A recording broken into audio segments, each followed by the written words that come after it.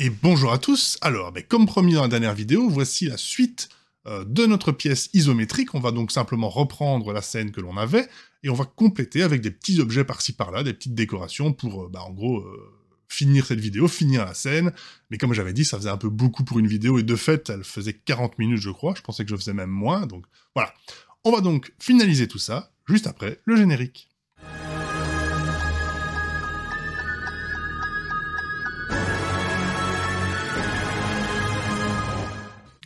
Voilà, donc on est de retour dans notre scène la dernière fois, et on va donc compléter un petit peu les étagères, rajouter des décorations par-ci par-là. On va commencer par le classique, la tasse de café. C'est assez simple, c'est un cylindre. Alors on n'est pas obligé de faire autant de détails, un 16 faces suffit. Slash pour isoler. Alors généralement, on prend la face du dessus, donc en mode édition avec Tab. Sélection de face 3, je clique ici, S pour Scale, hop, voilà. I pour Inset. E pour extruder vers le bas, alors justement ça va un petit peu déborder, c'est pas grave, S pour scale intérieur, comme ça on y croit. Je peux faire Shift D, clic droit, et GZ, donc Shift D pour dupliquer, comme ça j'ai cette surface que je vais mettre à l'échelle, et quand elle arrive dans le mur, voilà, ce sera mon café, hein, je peux plus ou moins haut. Et toujours en mode édition, je vais faire un torus. Alors niveau même chose, on va descendre à 16, ça devrait être pas trop mal. 16 par 16, voilà. Ouais. Enfin, c'est pas 16 par 16, mais bon, voilà, c'est très bien comme ça. J'ai pas besoin d'une anse super détaillée. R, Y, 90. G, Y, voilà. Alors, beaucoup trop grand, on va descendre. Je vais même enlever la moitié, donc je vais me mettre en vue de côté, ou de face, hein, peu importe. Et je vais passer en mode fil de fer ici, et je vais faire une sélection avec B, hop, comme ceci, delete, enfin supprimer, non pas vertex, du coup c'est un peu trop edge, non, face, ça me semble bien, voilà, ok, je repasse en vue normale, L pour la sélection de tout, enfin, A pour tout sélectionner, mais L sélectionne ce qui est lié en fait, les select linked éléments, donc en gros les faces qui se touchent, hein, ou du moins qui étaient dans un même objet, GY, RX, GY, voilà. Et il reste à mettre un petit boulet, hein. Un petit boulet, je recommence, hein. Un petit biseau, modifieur, biseau, on va mettre 3 subdivisions, on va appliquer l'échelle pour être sûr, hein, voilà. Et on va régler ici, donc, l'intensité. Alors si jamais vous voyez que ça bloque, donc c'est le clamp overlap, qui empêche de faire la géométrie qui fait des trucs bizarres. Bon, voilà, ici ça devrait aller normalement, oui. Donc voilà, on a ça, clic droit, Shade Smooth, et éventuellement Auto Smooth, voilà. On a notre tasse de café, on peut désisoler, on peut la mettre à l'échelle, RZ, GZ, voilà, et la positionner. Bon, je vais pas vous faire l'affront de remontrer à chaque fois que pour positionner, il suffit simplement de faire des déplacements sur un axe, hein, ça, vous connaissez. Voilà. Par contre, si jamais vous voulez éviter que vos éléments flottent, n'hésitez pas à vous mettre sur les vues de côté pour bien voir si vous êtes sur l'élément, parce que quand on est comme ça, on voit pas bien, hein. Alors, on va s'attaquer aux plantes. Les plantes, on va commencer par le pot. Le pot, c'est exactement comme une tasse de café, ça tombe bien. Donc, on va commencer par un cylindre, 16, slash pour isoler. On agrandit un petit peu ici. On va faire un loop cut, hop, ici. On va faire sélection 3, donc face, Alt, clic gauche, Alt, E pour le menu d'extrusion. Et on a notre pot. Et ici, on peut carrément faire pareil, hein, donc... extruder, non, on va d'abord inset, voilà, extruder vers le bas, et scale, hop, voilà, shift D, si je veux mettre de la terre, on verra, hop, voilà, et je vais faire une sorte de tige, donc pour cette tige, je vais faire I pour inset, comme ceci, E, je peux faire R, E, scale un petit peu, R, totalement au pif, hein, c'est pour que ce soit pas parfaitement droit, S pour scale, voilà, donc on va avoir ce genre de tige ici, et on va mettre des feuilles. Alors les feuilles, on va commencer, donc Shift A, Mesh, Plane, on la met sur le côté, voilà, on va SY pour la compresser, on va faire CTRL R en mode édition pour faire plusieurs loop cuts, comme ceci. Alors, on va gonfler un petit peu. Donc, je vais sélectionner cette arête-ci et faire SY. Alors oui, par contre, on va le faire en mode, ici, proportionnel. Donc SY, quelque chose comme ça. Peut-être plutôt celle-ci, du coup, SY. Voilà. Ça, ici, on va faire plus pointu, comme ceci. Ça, ici, je vais la déplacer sur l'axe X. Et je vais la scale à peu près comme ceci. Voilà. Et je vais faire un autre loop cut ici. Je vais faire CTRL B pour faire un petit biseau. Une seule subdivision. Et je vais, alors plus en mode proportionnel, je vais la creuser comme ça en Z. Voilà. Et je peux faire un CTRL 1 pour smooth tout ça, donc faire un modifieur de subdivision de rang 1. Je peux faire 2, mais 1 devrait suffire. Honnêtement, à l'échelle, là, ça va faire des feuilles. Hein, donc. Hop, clic droit, Shade Smooth, très bien. J'ai donc ma feuille, et ben, je vais en mettre plein tout autour. Alors là, soit on fait la version compliquée, on fait un générateur de particules, on s'amuse, enfin voilà, c'est une option, c'est pas un problème, ou on fait Shift D et on place toutes les feuilles à la main. Bon, je vais pas vous dire qu'il y a une bonne et une mauvaise version, sachez simplement que si vous avez à le faire plusieurs fois ou plusieurs pots, ça peut être intéressant de faire une fois quand même les particules. Et tant qu'on y pense, n'oublions pas dans les modifieurs de faire le biseau ici, voilà, même chose, 3 subdivisions, ça me semble bien, la taille, ça me semble bien, on applique l'échelle pour être sûr, et voilà. Alors comme ici, bon, je voudrais bien que mes feuilles soient de plus en plus petites quand je monte, je vais pas faire des particules, hein, donc je vais simplement prendre la feuille, me mettre en vue du dessus, voilà, G pour la déplacer, hop, Shift D, clic droit, RZ, 90, et on va en fait, je vais mettre le pivot, attendez, je vais prendre ici, donc voilà, et je vais sélectionner cette partie-là, Shift S, curseur à la sélection, voilà, clic droit, set origine, origine au 3D curseur. Comme ça, quand ça tournera bien sur le bon axe. Vue du dessus avec 7. Hop, alors il faut se mettre à la bonne hauteur. Voilà. Là. Encore plus haut d'ailleurs. Hop. Hop. Voilà.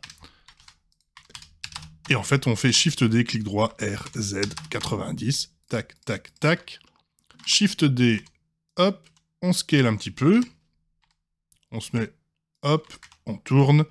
Shift D, Z, on scale un petit peu. Hein, on regarde si on est bien sur la tige. RZ. On n'y est pas, voilà. Shift D. Hop. Sur la tige. Scale. On tourne. Voilà. Ça nous fait des plantes. Alors, si on veut... Bon, c'est vrai que j'aurais dû un petit peu courber tout ça. Donc ce que j'ai déjà fait, peut-être, c'est tout sélectionner comme ceci. Hop, hop, hop, hop, hop. On va tout joindre en un seul objet, donc on vérifie est-ce que j'ai tout, oui. CTRL J, hop. Et non, ouais, voilà. On va sélectionner, bon, c'est un petit peu fait grossièrement, mais on va faire un cercle de sélection avec C. Hein, on va lui mettre moins cette taille-là, et on va sélectionner la base de toutes les feuilles, plus ou moins. Et ici, voilà. Progressif, G, Z, hop, et on va les creuser un petit peu comme ça, A, G, Z, on va les monter, et du coup, on va peut-être devoir corriger un petit peu ici, en sélectionnant avec L, donc les replacer, plus progressif par contre, les replacer au milieu, et voilà, on a un pot de fleurs. Et on va venir le placer, hop, ici par exemple. Voilà, et si jamais, si les feuilles touchent, hein, vous faites une petite rotation, voilà, ça peut sortir un peu de la scène, c'est pas très grave. Alors, on va passer au livre. Je vais pas vous faire l'affront, je pense que vous avez déjà vu comment on fait un livre, mais c'est pas grave, donc on va partir d'un cube. Hop, j'isole, SX. Il y a vraiment plusieurs moyens de faire. Hein. Ce qu'on peut faire, c'est un loop cut ici, un biseau, voilà, quelque chose comme ça. On ne sélectionne pas ça, on fait Alt-E et on fait vers l'intérieur. Et du coup, ici, je sélectionne, voilà, et j'extrude un petit peu, voilà. Hop, ça fait un livre, on peut lui donner différentes tailles, et on en fait plusieurs avec Shift D.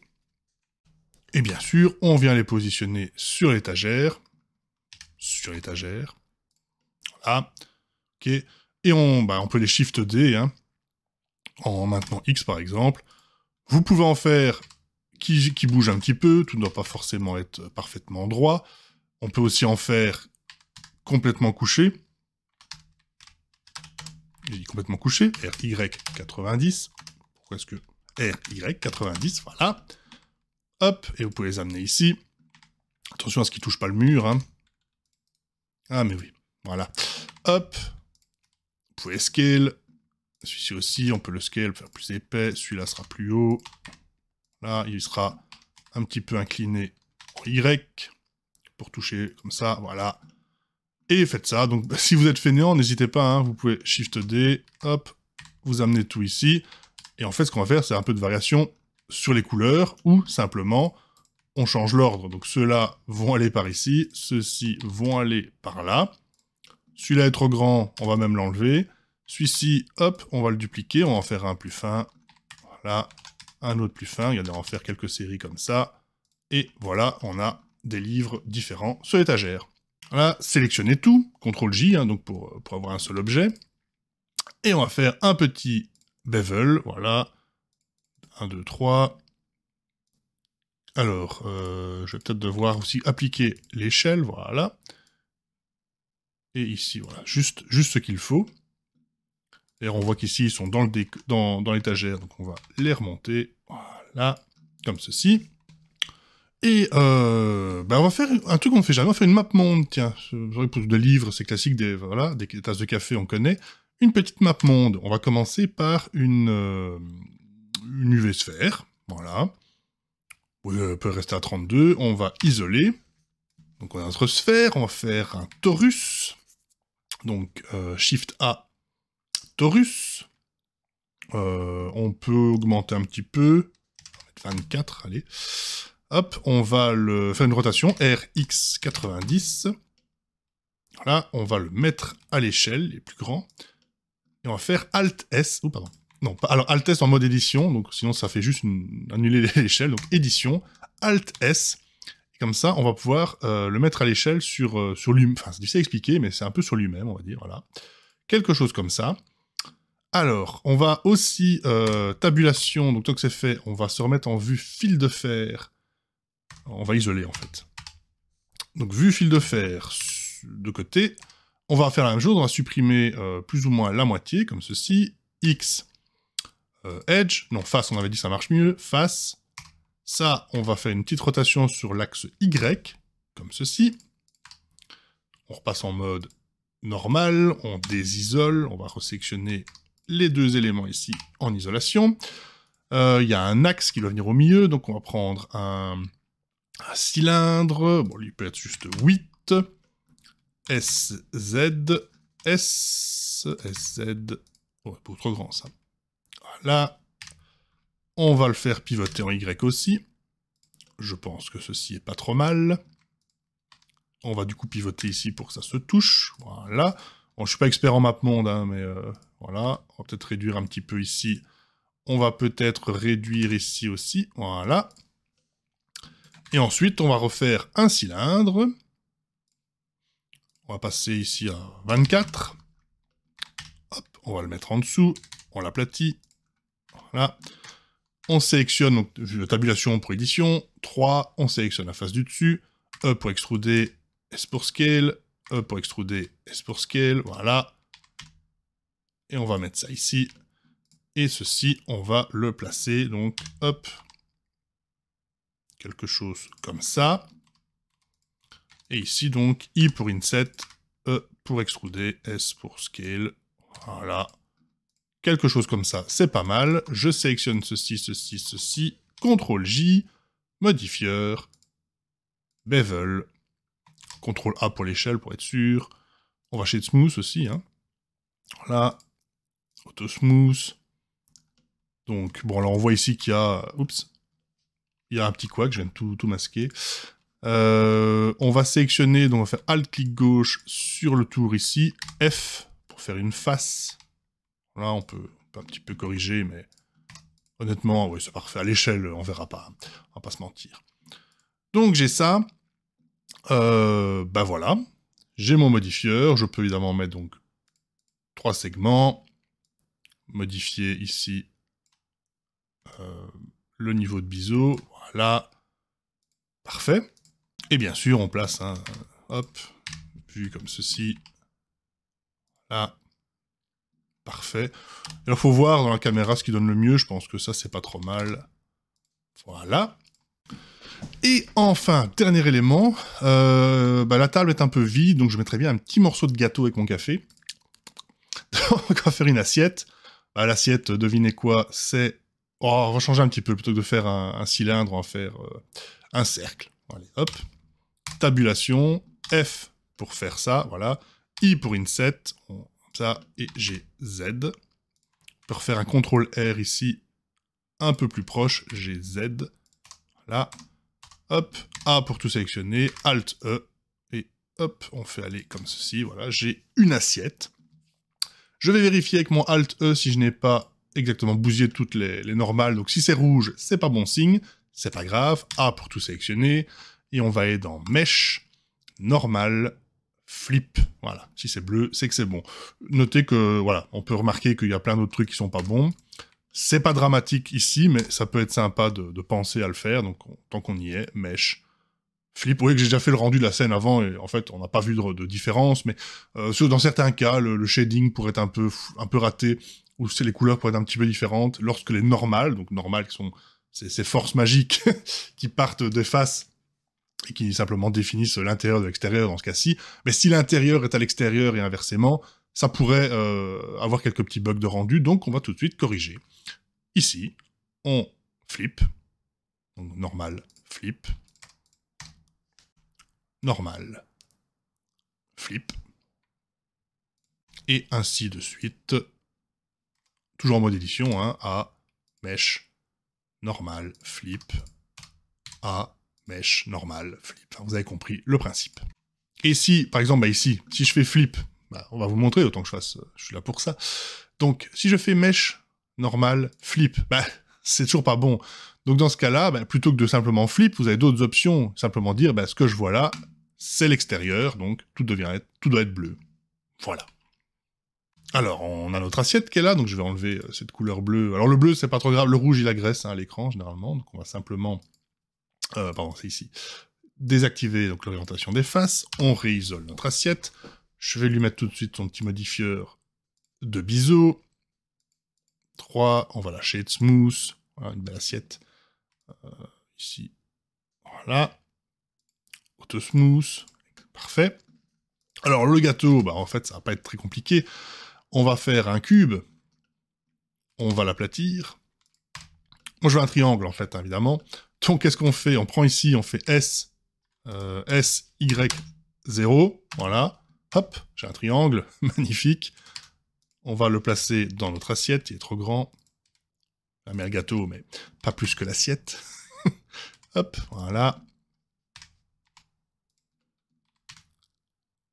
Voilà. Quelque chose comme ça. Alors, on va simplement ici faire 2 loop cuts. Ça sera pour décorer. Enfin, on mettra deux couleurs différentes. Et on va juste se permettre de faire des petites icosphères de je ne sais pas quoi qui vont, hop, dépasser du gâteau, comme ceci. Voilà. À ce niveau de détail, honnêtement, on va pas s'embêter plus. Hein. C'est largement suffisant. On a un gâteau. Par contre, il faut y aller un peu plus sur parce que là, il est vraiment, les arêtes, c'est coupé au laser. Hein. Donc, même chose, soit on fait un petit biseau, soit on peut le faire à la main. Hein. Et on va... Alors, je pense que je vais le faire... Ça, je vais le faire à la main, parce que je vais contrôler moi-même, en fait, l'arrondi. Quelque chose comme ça. Même chose ici. En fait, j'aurais dû tous les faire. Hein. Donc, on va sélectionner ici et ici. Voilà, CTRL B. Ah, attendez. Ça ne se voit pas, enfin moi je le sais. J'ai triché, j'ai des doublons ici. En fait, j'ai des arêtes en double, 2 arêtes au même endroit. Donc si je tente un CTRL B, ça ne marche pas. Voilà. Si je fais CTRL X, ça devrait suffire, mais ce que je vais vous montrer, j'ai déjà montré dans une autre vidéo, je pense, c'est vous sélectionnez tout, vous allez dans Mesh, et vous allez faire Merge par distance. Alors là, c'est peut-être un petit peu... Oui, Bah, c'est bon, en fait, sauf que maintenant, il y a mon biseau qui s'applique. En faisant ça, en fait, ça a supprimé les doublons. Du coup, mon biseau qui ne marchait pas va pouvoir fonctionner, parce que le biseau, il dit, bah non, j'ai déjà 2 arêtes qui sont l'une contre l'autre, j'ai pas de place pour un biseau. En supprimant ça, en gros, en mergeant les 2 arêtes au même endroit, il y a maintenant place pour un biseau, donc je peux, hop, faire mon gâteau beaucoup plus lisse. Et en fait, bon, bah, j'ai pas besoin de le faire à la main. Je vais directement le faire comme ceci. On peut même y aller, voilà. Parfait. Et là aussi, on va chez Smooth, bien entendu, comme ceci. Et voilà. J'ai mon gâteau, je désisole, je vais le placer, donc, hop, en vue du dessus, on met à l'échelle, hein, vous connaissez. Oula, c'est un peu petit ça, voilà. Vue de côté, vue de devant, comme vous voulez. Et voilà, on a notre gâteau, hop. Et bah, il reste plus qu'à mettre tous les matériaux. Alors les couleurs, on les a fait dans la vidéo précédente, donc ce que je vais faire, c'est réutiliser les couleurs existantes dans les éléments de la scène que j'ai ajoutés. Donc si je me mets ici, vous voyez que tout ce qui est ajouté est blanc. Donc bon, vous savez, je pense maintenant faire des matériaux, donc je vais simplement le faire en timelapse, comme ça vous voyez que je triche pas, si jamais vous avez un doute. Donc petit timelapse sur les couleurs, et on se revoit juste après, donc pour le rendu final.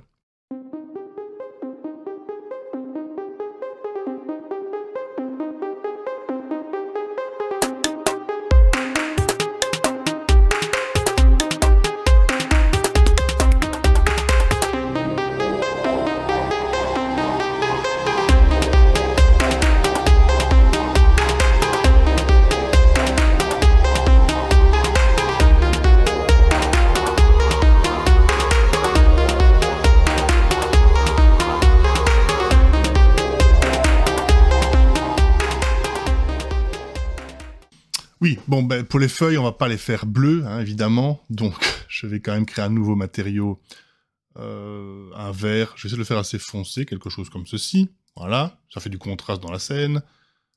Pour le pot, je voudrais que ce soit différent de la couleur de la terre, donc ça va, j'ai plusieurs couleurs ici qui sont possibles, voilà, ça c'est bien. Et ben, comme vous avez pu le remarquer, je ne vais pas faire un... Enfin, je pourrais simplement dire, oh, regardez, voilà, j'ai une map monde, elle est bleue. On va quand même essayer de mettre une petite texture dessus. Donc pour ça, on va avoir besoin d'une texture de planisphère, de map monde. Alors évidemment, le meilleur moyen pour voir ce genre de choses, c'est d'aller sur un site internet qui vous demande de vous enregistrer pour télécharger une image PNG soi-disant transparente, mais non, c'est une image avec des carrés gris et blancs derrière. Merci Internet. J'ai donc trouvé, sur Google Images, une image, j'ai changé les couleurs moi-même pour utiliser le bleu et le marron de ma scène. Je vais la mettre en description, comme ça, si vous voulez pas vous embêter à retrouver ça, vous l'aurez vous aussi. Bref, supposons que vous ayez cette image, on va donc l'appliquer comme texture. Pour ce faire, donc, ce n'est pas une base color qu'il me faut, mais une image texture. Hop. Alors évidemment, bah, on ne l'a pas, donc le rendu saute temporairement. On va aller la chercher dans Open. Bah oui, j'en ai téléchargé une qui était bleue, bon, bah, c'est pas celle-là que je veux au final. Je vais donc aller chercher celle que je vous donnerai, Blender Workspace, donc pour moi, dans mes textures. Et ça s'appelle World Map, elle est là. Hop.